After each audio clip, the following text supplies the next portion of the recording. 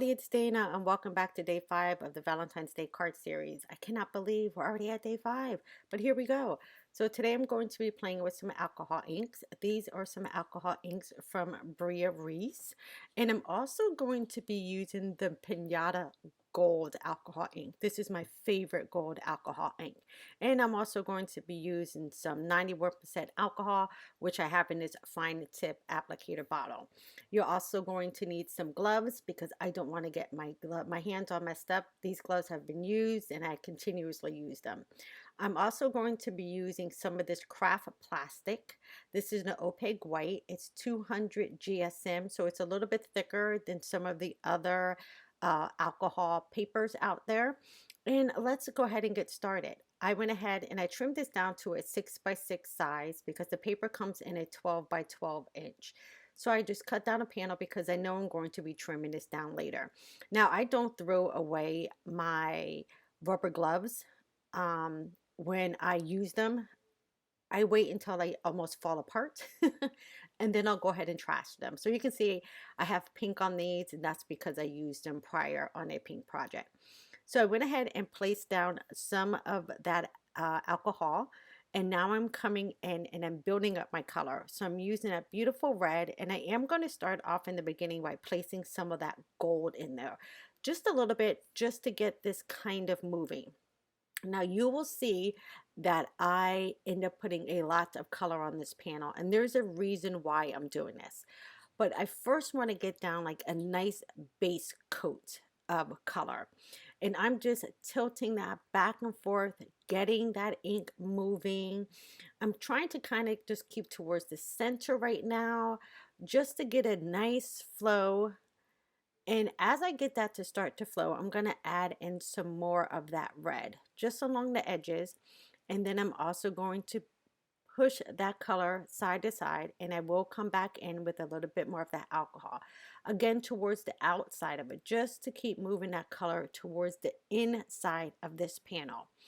Now, the reason I do it like this is because I just want a really good concentration of color right in the center. And there's a reason for why I'm doing it like this. Now, this Duralar paper, which is this plastic paper, works a little bit differently than regular paper. I can bring a heat tool to this, and it will not buckle like some of the other thinner, what do I want to call it, cardstock that we use, the plastic Yupo paper, alcohol paper that we use. This Duralar is a lot thicker, and I'll put a link below on where you can find this. So I'm just using that heat gun to kind of push that color, and you'll see I'm lightening up some of my edges. And that's another difference with this Duralar paper. It kind of lightens up your ink, which I absolutely love because you can get great color variation in one color. Now I'm going to come back in with that alcohol right on the side, and I'm going to start adding in some other colors. So this is the lighter pink, and I make sure to use my tweezers to help me get the paper off of my craft mat. So I'm using the Tim Holtz mixed media mat here, and I do all of my alcohol on this mat because it's super easy to clean. And then if I have a lot of extra left over, I can just let it drip off onto that mat, and then I can go ahead and smush a piece of paper in it and get up more ink color. So as you can see, I'm going back and forth with the pinks, the lighter, the red, the pink, and the magenta, which is a darker pink. And I'm just filling up this middle area.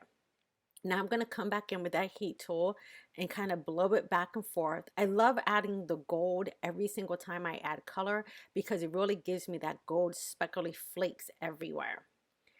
I will come back in, just add some more just alcohol to lighten up that center part a little bit. And then I'm just building up color here. There's no rhyme or reason to this. Now, right now it looks like a total hot mess, but I promise you when we're done with this, it's going to look pretty darn cool. So again, I'm blowing it, and then I'm picking it up and I'm tilting it, adding more color.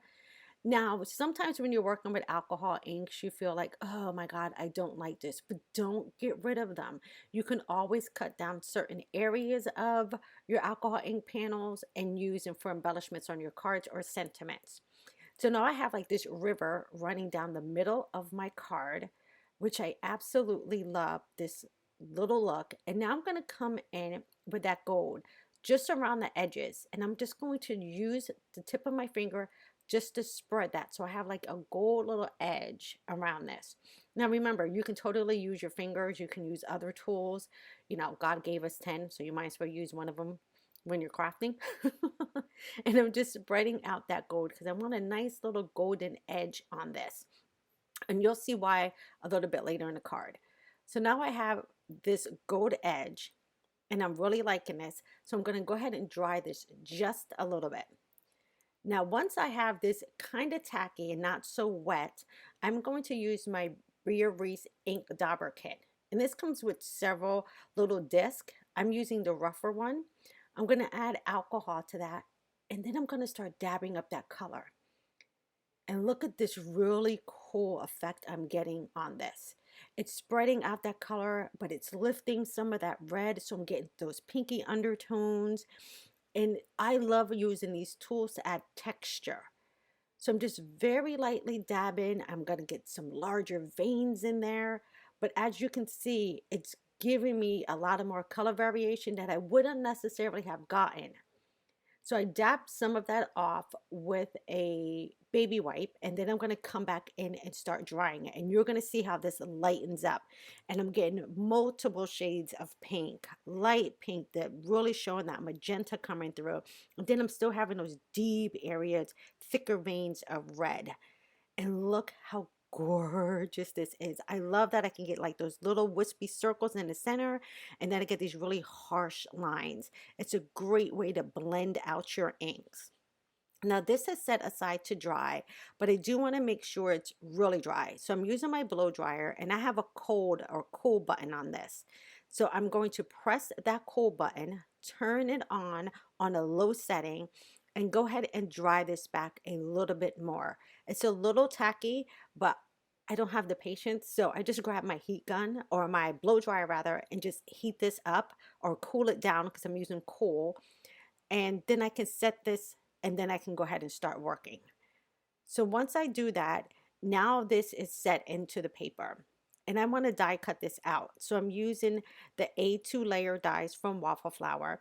And this is what's so great about making a larger background. You get to decide what area of that background you want to be your main focal point. So you see here, I can move my rectangle. And if I wanted larger white areas, I could move the die exactly where I want it. And you see why I wanted those gold edges, because I want some gold going just around that design. So that's why I wanted that gold. Now, whatever I don't use for this card, I can keep for a later card. I can just use bits and pieces of this. So look how gorgeous this looks. Absolutely beautiful. Now I'm going to come in with a large die. This is a new stamp and die set from Waffle Flower. I'll list everything I used today in the description box below. And I love the font on this. Love you. I'm a font snob, I will admit it. And this is absolutely gorgeous. And look how beautiful that's going to work with this gorgeous background. Now, I want to keep that gold sparkle, of course. So I'm doing the metallics. This is washi paper from Die Cuts with Review. And I'm going to show you how to use it. So I'm going to tear off one of the larger pieces of gold. Now this is a full sheet of washi tape, you guys. Totally full sheet of washi tape. I'm just going to grab myself a piece of Neenah Solar White 80-pound cardstock. And I'm going to peel the backing of this washi tape off. All the sheets come with a clear plastic backing. So you see when I pull that, it's an entire sheet of washi tape. So this is perfect if you want to make a larger sentiment and you don't have washi tape that's big enough. Now you can buy it in sheet size. So I'm just pulling that back, making sure I have enough to cover this card panel. So I have several of these packages from Die Cuts with Review, this large washi tape paper, because I love using it for exactly what I'm using it today for. So I can just line it up, smush that washi tape down, and now I have an entire sheet of gold. And it does not flake off. It's very, very thin. So that's why I say you have to back this with paper, because it's extremely thin. It's just as thin as regular washi tape will be on a roll. So now I'm going to leave the plastic on there and I'm going to grab my scissors. And the reason you don't want to remove all that plastic is because then you have no protection on the pieces of washi tape that you're not using. So just make sure if you do a large background like this, make sure that you bring that plastic piece over the back of your card panel and cut through it. So all the pieces that I trim out are still usable pieces of washi tape. So now I'll just take my scissors and go down the last side. And now all those pieces right there, you guys, I can use on another card. You can use strips of it. And I'm also going to show you an embellishment that I'm going to use. So now since I have that washi piece down, I can go ahead and run this through my die cut machine. Now look how gorgeous that is. And with the leftover scraps, I was able to make a cute little heart embellishment. Super cute, right? All right, so now this is a very bold and graphic card. So I do not need a lot on this card. That background and that stunning love you sentiment is really all I need for this.